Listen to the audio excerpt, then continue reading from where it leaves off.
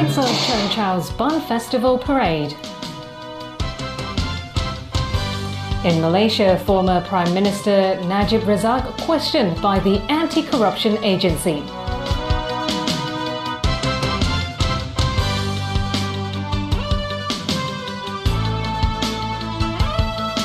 Hello and a very good evening. Today's public holiday marks Buddha's birthday, and large-scale celebrations are taking place right now in Cheung Chau. Our reporter Sharon Tang has been on the island all afternoon. Sharon, we've had a parade and soon we're going to have bun scrambling, aren't we? Hi Tony, yes, celebrations are taking place here in Cheung Chau, including the bun scrambling competition, which will take place right behind me in a couple of hours. Now, the scorching heat hasn't stopped the tens of thousands of people flooding into Cheung Chau today. Some even came earlier to catch the parade. Christy Leung has more on what happened earlier today. Parodic humour is never lacking during the Cheung Chau Bun Festival. Leading this year's parade, a mini Financial Secretary Paul Chen. The audience seemed to be much more impressed by the sweets being handed out than the $4,000 sweetener the real finance chief proposed. Lawmaker Ted Hui, who is in hot water over the recent phone snatching saga, also made a scene. Happy. Hot. This float settled for something less political. Hong Kong's pride and joy, star cyclist Sarah Lee. And let's not forget snooker player, world champion Ng On Yi. Kids as young as 5 years old dressed up as ancient Chinese characters and hoisted iron on stilts and floats under the summer heat. I've been here about 20 years, but this is the first time I've been to the Bun Festival. It was either that or going to work, so I thought I'd come here. So if my boss is watching, I'll work at night time. I feel a little bit sorry for them because it's really, really hot. We came upon it by mistake. We were actually going to go to another temple today and saw everybody heading towards the ferry and then ended up here. It's fantastic. It's really hot though. The temperature was so high, even the emperor couldn't resist help from his mini-fan. Tradition has it that these kids parading around the island will help drive away plague and bad luck. Despite the heat, this baker said, visitors still flocked in to get a taste of blessing. We expected to sell around maybe 10,000 to 20,000 a day for today only. They want to get blessed, so that's why no matter the weather is, they are wanting to have their blessing. So that's why they buy the bun. Oh, they're delicious. A blessing for some, a curse for others. These snack store owners blame the high heat for fewer customers this year. Festival goers arrived at the Central Pier early this morning, hoping to land on Cheung Chau before the crowds set in. With an estimated 55,000 people flocking into the island, the ferry operator doubled its services by providing 6 Cheung Chau-bound ferries per hour during the day. Christy Leung, TVB News. Now, the fun and joy won't stop because the long-awaited competition will start very soon. We can see that apparently later on, 12 finalists will climb up this 14-meter tower covered in plastic buns. Competitors have to pick as many as they can within 3 minutes. Tickets will be distributed at around 10 p.m. Now, we'll have another update later tonight. Back to you in the studio. Okay, and that was Sharon Tang as well as Christy Leung reporting from Cheung Chau. Well, not everyone flocked to Cheung Chau for Buddha's birthday today. Some headed to Hong Kong to take part in the ritual of bathing the Buddha. Worshippers filled a ladle with water and poured it over Buddha statues. The ritual symbolises purifying one's soul. The Hong Kong Buddhist Association has been hosting large-scale bathing Buddha ceremonies for around 20 years. Celebrations took place outside Hong Kong Colosseum, and seminars and prayer sessions were held inside. Former Malaysian Prime Minister Najib Razak was interrogated today by the country's Anti-Corruption Commission. The commission wants to know about the 1MDB state investment fund set up by Najib. US investigators say Najib and his associates laundered $4.5 billion from the fund, some of which ended up in Najib's account. The Commission's new chief is Mohammed Shukri Abdul, appointed by new Prime Minister Mahathir Mohamad. He headed the investigations into suspicious transfers of Najib's bank account in 2015, but fled to the US after hearing rumors that he would be arrested. Shukri said charges against Najib could soon come. But very soon. We are looking skill again. But I cannot give you time. But very soon, let the water start. Because I'm not going to take revenge to anybody, but let the law speak it. Meanwhile, the United States has demanded Iran make sweeping changes to its nuclear program and foreign policy or face severe economic sanctions against it. But Iran has dismissed the threats and condemned Washington's attempts to intimidate it. Senior Iranian officials have poured scorn on US threats to tighten sanctions on Iran, saying the Islamic Republic would respond with defiance and strength. The posturing from Tehran today comes after US Secretary of State Mike Pompeo warned that Washington would impose new financial penalties if Iran did not make sweeping changes. These will indeed end up being the strongest sanctions in history when we are complete. The regime has been fighting all over the Middle East for years. After our sanctions come in force, it will be battling to keep its economy alive. Pompeo says Iran needs to make drastic changes to show the world it can be trusted again. He says any new agreement over Tehran's nuclear program should require that Iran stop enrichment of uranium, which was allowed within strict limitations under the previous deal. Iran would also have to walk away from core pillars of its foreign policy, including its involvement in Syria, Yemen, Lebanon and Afghanistan. All this comes only weeks after US President Donald Trump pulled the United States out of an international nuclear deal with Iran. But Pompeo held out a potential olive branch to Iran, citing the example of North Korea and how things could play out. If anyone, especially the leaders of Iran, doubts the president's sincerity or his vision, let them look at our diplomacy with North Korea. Our willingness to meet with Kim Jong-un underscores the Trump administration's commitment to diplomacy to help solve the greatest challenges, even with our staunchest adversaries. Still, Iranian officials will be wary and suspicious of US intentions, seeing Pompeo's speech as more evidence America is committed to regime change in Iran.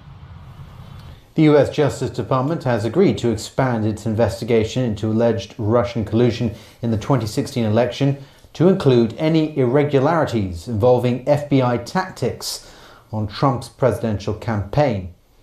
The agreement came after a meeting that US President Trump had yesterday with the Deputy US Attorney General and the Director of the FBI. Trump suggested last week that the FBI might have planted or recruited an informant to spy on his presidential campaign for political purposes. He has even suggested it could have been done on the orders of the previous administration of President Barack Obama.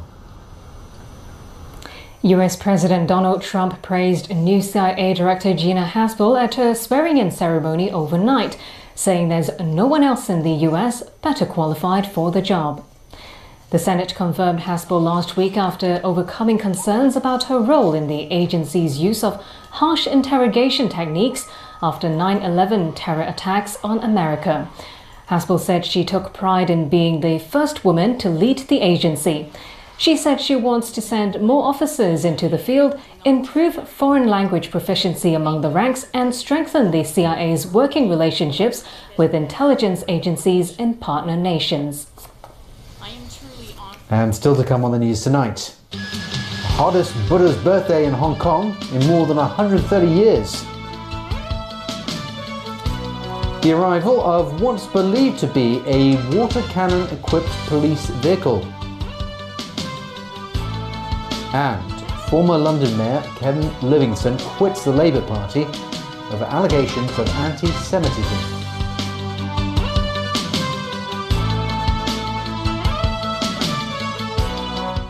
水動樂，渴望超越，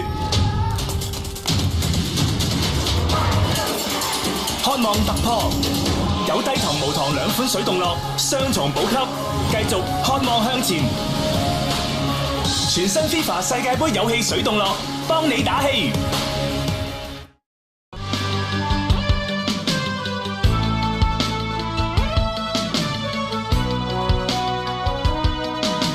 welcome back to TVB News. Hong Kong experienced its hottest Buddha's birthday on record. Here's Kaina Chu on how people try to beat the heat, as the mercury reached 34.8 degrees today.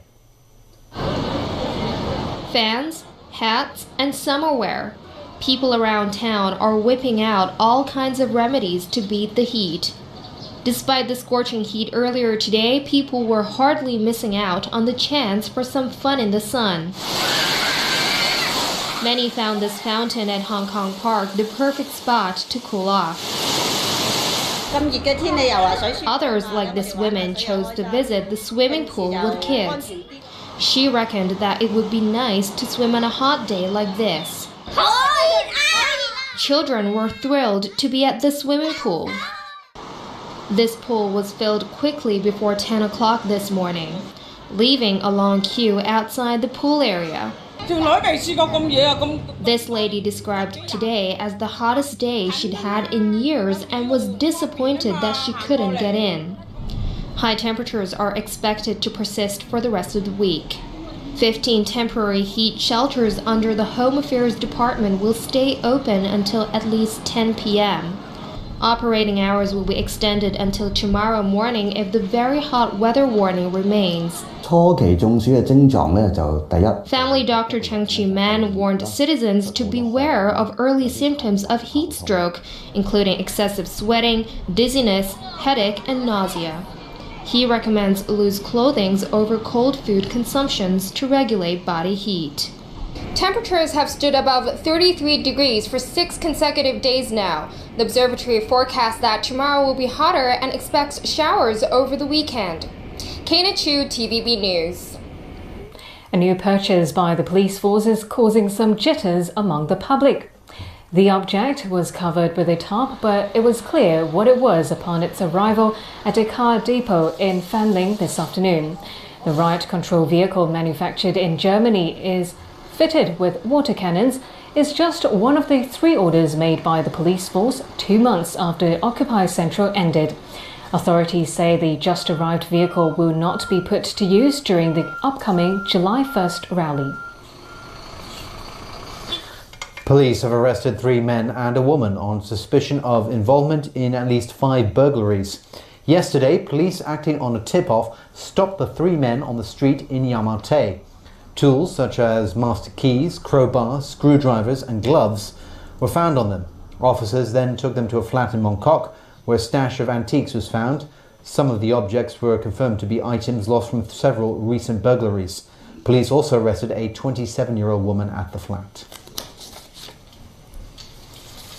Overseas again, former London Mayor Ken Livingstone has resigned from Britain's opposition Labour Party.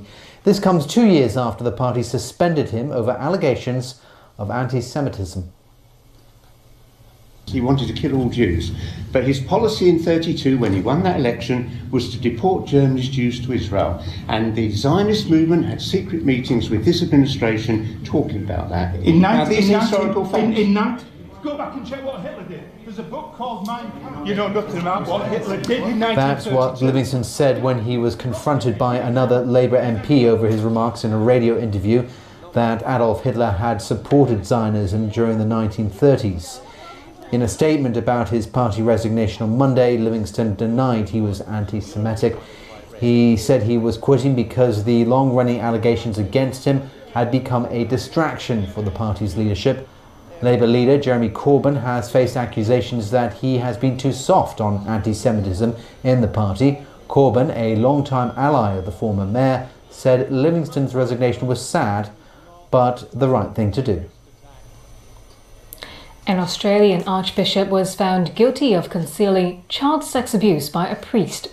This made Philip Wilson the most senior Catholic in the world to be convicted on such a charge. Wilson, the Archbishop of Adelaide, was accused of covering up a serious indictable offence by another priest, James Fletcher, after he was told about it in 1976 when he was an assistant parish priest. Magistrate Robert Stone in Newcastle Local Court handed down the guilty verdict against Wilson. And that's despite the defence argument that the 67-year-old did not know about the crimes of Fletcher. who was convicted of 9 counts of child sexual abuse in 2004 and died in jail in 2006. Wilson is expected to be sentenced in June and faces a maximum jail term of 2 years. And that's the news. Thanks for watching. Good night. Bye-bye.